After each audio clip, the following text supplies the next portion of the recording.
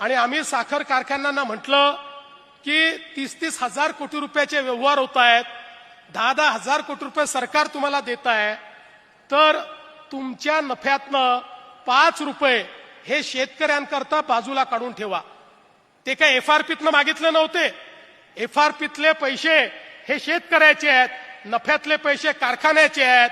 आपण जर विचार केला तर या ठिकाणी 200 कारखाने आहेत, फार तर 25 लाख रुपये एका कारखान्याला त्या ठिकाणी आपण बाजूला शेतकऱ्यांकरता काढून द्यायला सांगितलं, तर त्या कारखान्यातल्या काही लोकांनी, सगळ्यांनी नाही पण काही लोकांनी असा गजब उभा केला आणि म्हणाले शेतकऱ्याकडनं तुम्ही पैसे वसूल करताय, शेतकऱ्याकडनं पैसे वसूल करताय.